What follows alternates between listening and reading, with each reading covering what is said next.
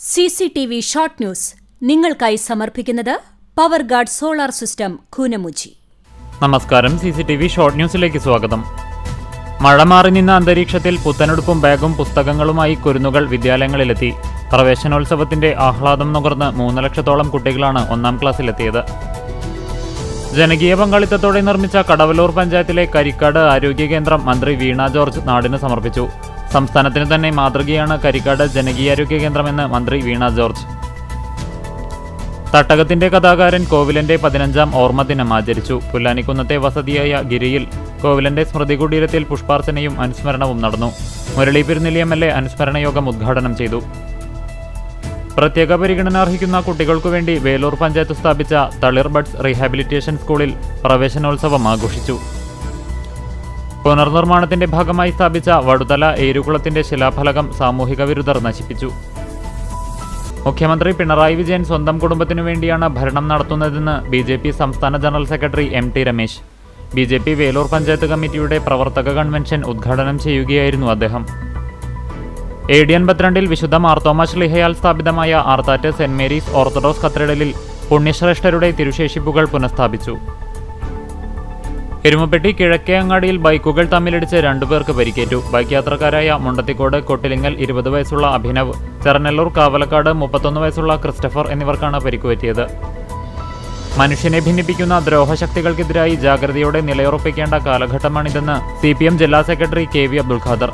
കണ്ടാണശ്ശേരി ഗ്രാമപഞ്ചായത്ത് മുൻ പ്രസിഡന്റും CPMന്റെ സമുന്നത നേതാവുമായിരുന്ന KK കേശവന്റെ 14ാം ചരമവാർഷികാചരണം ഉദ്ഘാടനം ചെയ്യുകയായിരുന്നു അദ്ദേഹം. പന്തൽ മേഖലയിൽ ജോലി ചെയ്യുന്ന ആയിരക്കണക്കിന് തൊഴിലാളികളെ സംരക്ഷിക്കുന്നതിന് ക്ഷേമ ബോർഡ് നിലവിൽ കൊണ്ടുവരണമെന്ന് പന്തൽ വർക്കേഴ്സ് ഫെഡറേഷൻ തൃശൂർ ജില്ലാ കൺവെൻഷൻ പ്രമേയത്തിലൂടെ ആവശ്യപ്പെട്ടു. 1 മാസം മുമ്പ് റീടാറിംഗ് നടത്തിയ പൊന്നയൂർ ആക്കിപ്പറമ്പ് ഒറ്റൈനി റോഡ് തകർന്നു.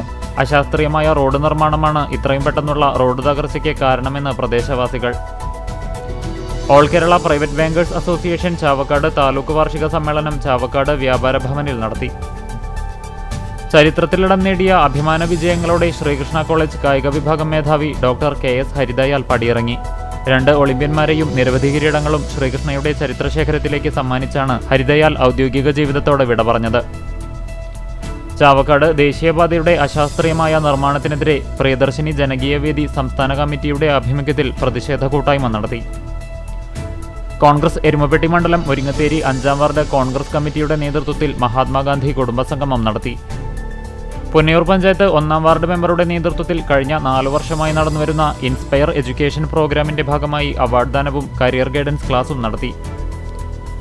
കോൺഗ്രസ് കണ്ടാണശ്ശേരി മണ്ഡലം കമ്മിറ്റിക്ക് കീഴിലുള്ള ആളൂർ മേഖലയിലെ 8-9 വാർഡ് കമ്മിറ്റികളുടെ സമ്മേളനവും മഹാത്മാഗാന്ധി കുടുംബസംഗമവും നടത്തി. മറ്റം സെന്റ് തോമസ് ഫൊറോന ദേവാലയത്തിലെ 2025-26 അധ്യയന വർഷത്തെ വിശ്വാസ പരിശീലന ക്ലാസുകളിലേക്കുള്ള പ്രവേശനോത്സവത്തിന്റെ ഉദ്ഘാടനം തൃശൂർ അതിരൂപത ആർച്ച് ബിഷപ്പ് മാർ ആൻഡ്രൂസ് താഴത്ത് നിർവഹിച്ചു. കുന്നംകുളം നഗരസഭയിൽ നിന്ന് വിരമിച്ച വിവിധ സെഷനുകളിലെ ഉദ്യോഗസ്ഥർക്ക് നഗരസഭ യാത്രയയപ്പ് നൽകി.